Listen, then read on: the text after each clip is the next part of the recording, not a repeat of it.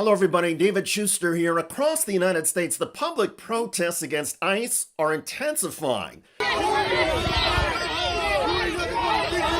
Masked federal agents are being forced to retreat, do the walk of shame, and in some cases find new vehicles.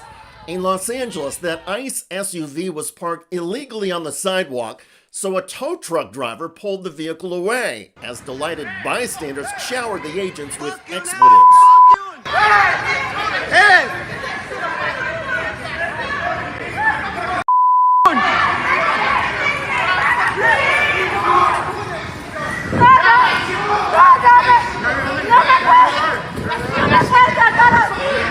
Yo no soy una criminal.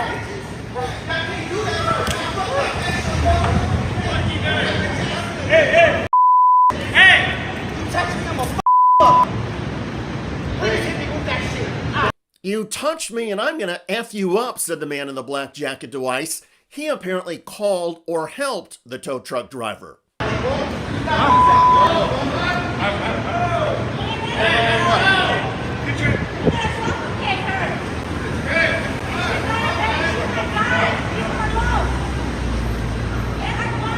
As the ICE agents struggle with cell service, they are berated for not showing badges or identification.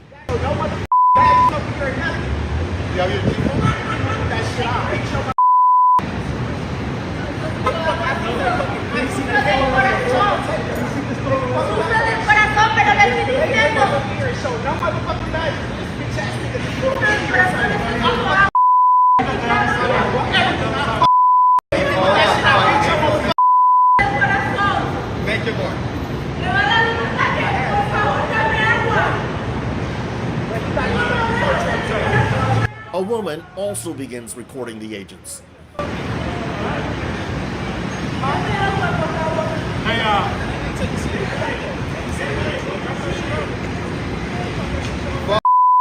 Signal?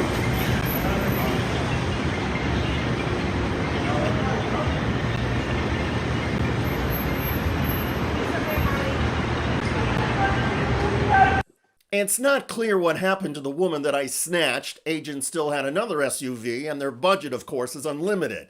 Still, the tow truck effort has reportedly inspired dozens of similar actions. And in some cases, people are reportedly helping to distract ICE agents or lure the feds away from their vehicles so the tow truck drivers can pull the cars and trucks away. In Washington, D.C.'s Columbia Heights neighborhood, a crowd of protesters confronted federal agents near a metro bus and subway stop.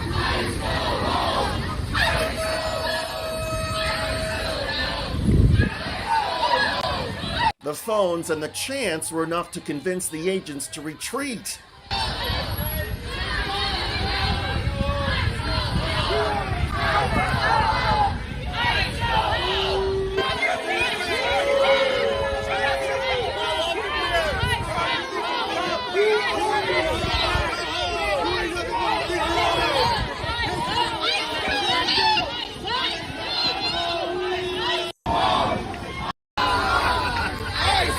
Residents smiled, the agents walked back to their vehicles.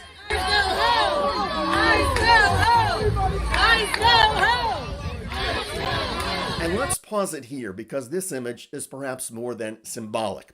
The agents parked near a Washington, D.C. public school zone, and the license plate on the car is from Virginia, out of state. In other words, the agents are outsiders who are willing to grab anybody, anywhere. Although on this day, in this instance, the agents did the walk and drive of shame.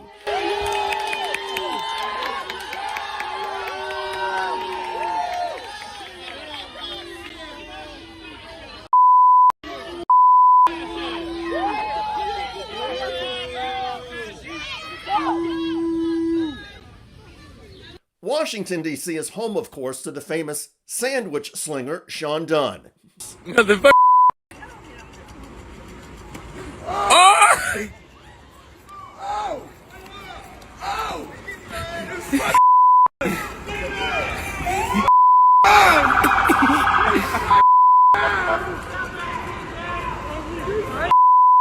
cooked him! He cooked him! In the wake of that act of defiance, Dunn has become something of a local hero, and countless people have stepped forward and offered to help him pay for his legal defense. However, for all of the acts of protest against ICE, countless federal agents continue to terrorize communities. Agents are tasering people who run,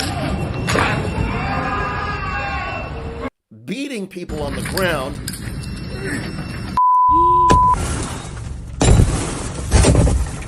and even grabbing children and their parents coming home from school. Headline: 6-year-old New York City public school student and her mother deported to Ecuador after detainment. Headline: boy, 4 with cancer, deported by ICE despite being U.S. citizen, lawsuit says. A federal lawsuit filed in Louisiana alleges that U.S. Immigration and Customs Enforcement, ICE, deported a 4-year-old U.S. citizen boy with stage 4 kidney cancer along with his mother and sibling to Honduras in April 2025.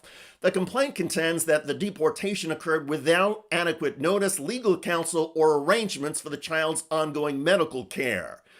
Between the lack of due process from ICE and the brute force of many agents, Democrats are now threatening to ratchet up their legislative protests by shutting down the U.S. government. A funding bill is coming up for a congressional vote. Here's Democratic House member Robert Garcia. I think that Democrats in the Senate, the House, all of us should be united in using everything that we can do and all of our power to stop what Trump is doing right now, not just in D.C., but across the country. So absolutely, that should be on the table. What's happening right now in Washington, D.C., and in other parts of this country should be horrifying to every single person that's going on the actual street. People are being thrown to the ground, being picked up. American citizens are being attacked. American citizens, in some cases, are being sent to detention centers. And so absolutely, the Senate should be engaged. And I know that our leadership is having conversations with Senate leadership. It's happening today, happening ongoing, about what that would actually look like. But we've got to be prepared for that action. In the meantime, a growing number of ordinary citizens are taking matters into their own hands. Nearly all of the protests against ICE so far have been peaceful, even when ICE has smashed windows and drawn weapons. But it may be inevitable that eventually somebody is going to meet force with force. And it seems a violent confrontation where ICE agents and citizens exchange gunfire is what the Trump administration is looking for. So much of what ICE is doing seems aimed not at law enforcement or protecting the borders, but at sparking a provocation. Still, kudos to all of the courageous and creative protesters who keep taking to the streets peacefully. They are standing up for our due process, constitutional rights, and an America that often seems to be slipping away. By the way, Donald Trump just blurted out his new plot to rig the midterm elections. We, as a Republican Party, are going to do everything possible that we get rid of mail-in ballots. We're going to start with an executive order that's being written right now by the best lawyers in the country to end mail-in ballots because they're corrupt. And do you know that we're the only country in the world, I believe, I may be wrong, but just about the only country in the world that uses them. Actually, 34 countries around the world use mail-in ballots. And under our Constitution, election methods are up to the states. Check out that video at the link below. It generated a lot of comments on YouTube. One of the most popular is from Chris, who writes, "If mail-in voting is stopped, how will Trump vote?" Well said. I look forward to reading your comments about the growing public protests against ICE, including with tow trucks. I'm David Shuster. Thanks for joining us.